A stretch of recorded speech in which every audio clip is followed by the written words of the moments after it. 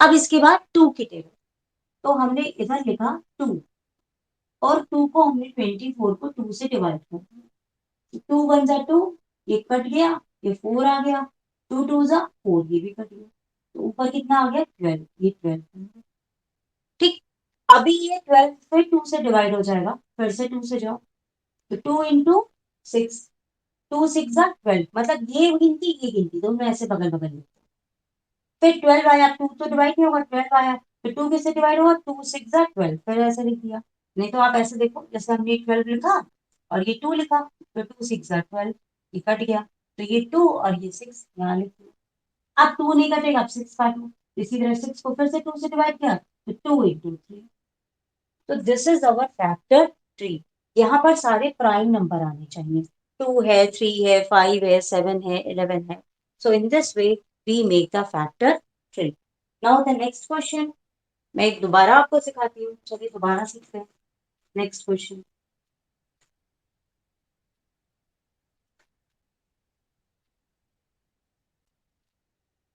मान लीजिए second question हमारा है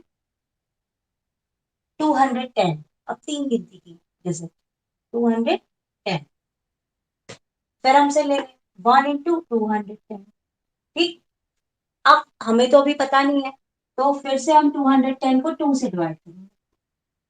2 वन जा 2, कट गया, 1 उतरा, फिर ये 0 हो गया, फिर ये 10 हो गया, 2 5 जा 10, क्रॉस।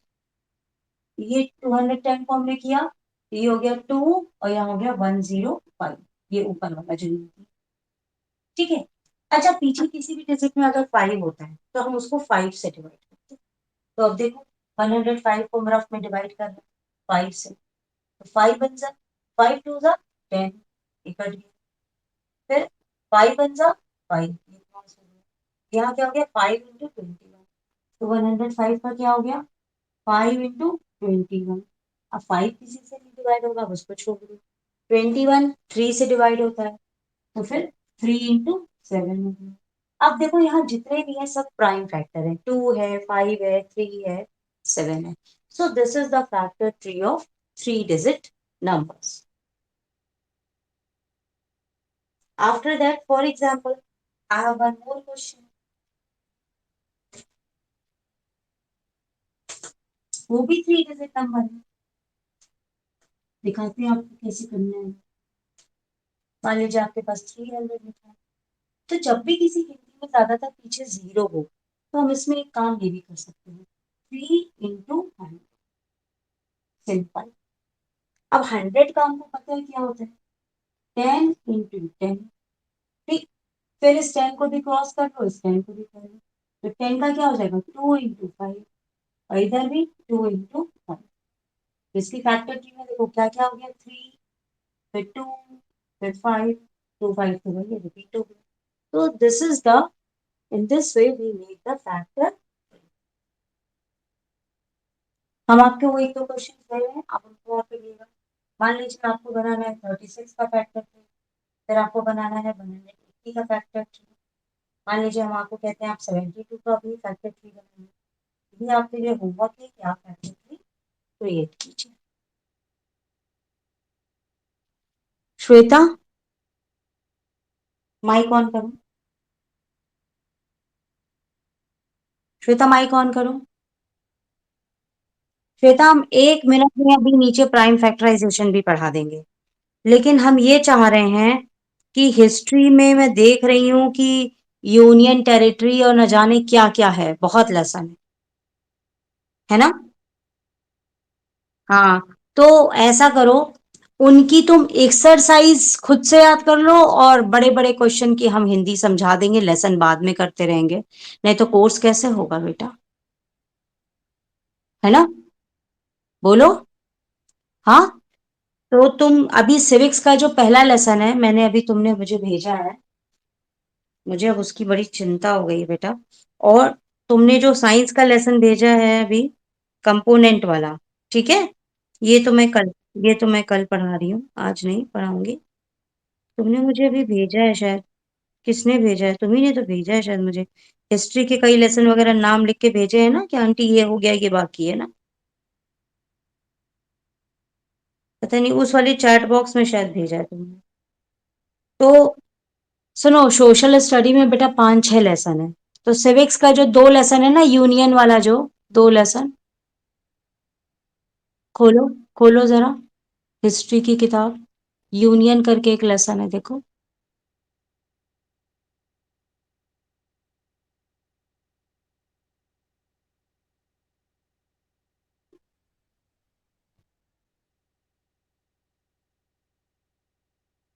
श्वेता एक काम करो। हम्म। नहीं, अच्छा रहने दो, तुम फोटो भेजना हमें एक्सरसाइज की, तब समझ में आती है बात। ठीक है। और ये जो तुमने हमें साइंस का लेसन भेजा है।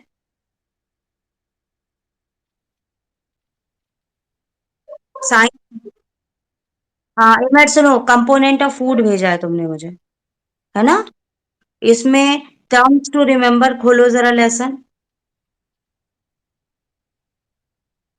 अपनी बुक खोलो बेटा।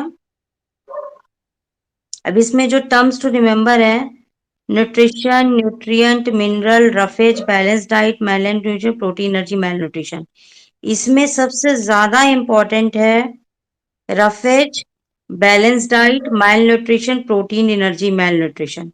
ये चारों डेफिनेशन याद हो जानी चाहिए। ठीक है। और इसको मैं पिक्चर लगा के इसको वीडियो में रात रात में बनाती हूँ, कल परसों में, तब तुम देख लेना। ठीक। हम ये चाह रहे हैं, सुनो, हम ये बंद करेंगे, पढ़ा रहे हैं, दूसरे को पढ़ाएंगे, लेकिन तुम यहां से उठना नहीं, याद कर करके चैट बॉक्स पे भेजना, और जो चैट बॉक्स पे भेजोगी मतलब वो तुम्हें याद है। ठीक है। बिना याद करे मत भेजना लिखा हुआ। अच्छा, इसमें नीचे आ जाओ पैराग्राफ में।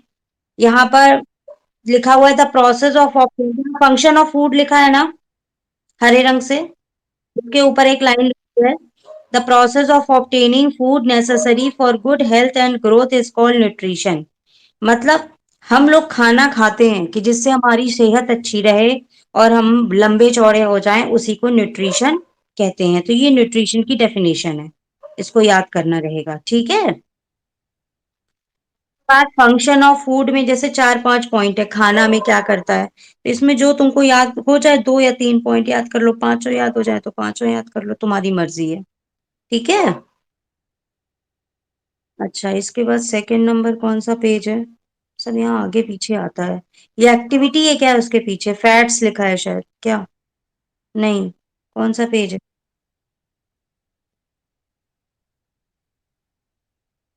कंटेन, हाँ ठीक। सुनो श्वेता, ये यहाँ पे बहुत काम का चीज है। आ, हमारे खाने में 4-5 तरह की चीजें होती हैं। पहली लाइन देखो, main component of food are carbohydrate, fat, protein, vitamin and mineral. खाने में ये चीजें पाई जाती हैं, कार्बोहाइड्रेट, फैट, प्रोटीन, विटामिन और मिनरल, और इसी को न्यूट्रिएंट कहते हैं। तो अगर क्वेश्चन आ जाए व्हाट इज न्यूट्रिएंट, तो main component of food are carbohydrate, vitamin, ये पूरा लिख के दीज आर कॉल्ड न्यूट्रिएंट्स। इसके बाद खाना देखो बेटा 3 तरह का होता है, एनर्जी गिविंग, टेबल बनी है ना, energy giving, body building, protective, water और फाइबर। एनर्जी गिविंग में 2 आते हैं, कार्बोहाइड्रेट और फैट। बॉडी बिल्डिंग में प्रोटीन आता है। ठीक है। हाँ। प्रोटेक्टिव फूड में हम लोग विटामिन और मिनरल जो खाते हैं वो आता है। और पानी का तो पता है कि हम पानी पीते हैं। और रफेज में ये होता है कि जैसे हमने एप्पल खाया तो छिलका सहित खा लिया। समझी बेटा? तो ये ऐसी चीजें, ऐसे फल जो हम छिलके सहित खा लेते हैं, टमाटर छिलका सहित खा लो, तो उसके अंदर वो रफेज कहलाता है, जो हमारे कॉन्स्टिपेशन में हमारी बहुत मदद करता है। तो ऊपर ये नाम है, और अंदर उसके जो नीचे लिखा है ना, जैसे मेन सोर्स ऑफ एनर्जी, या रफेज में लिखा है हेल्प इन डाइजेशन, तो ये इसका क्या काम है, ये पूरा टेबल याद होगा श्वेता। समझी बेटा?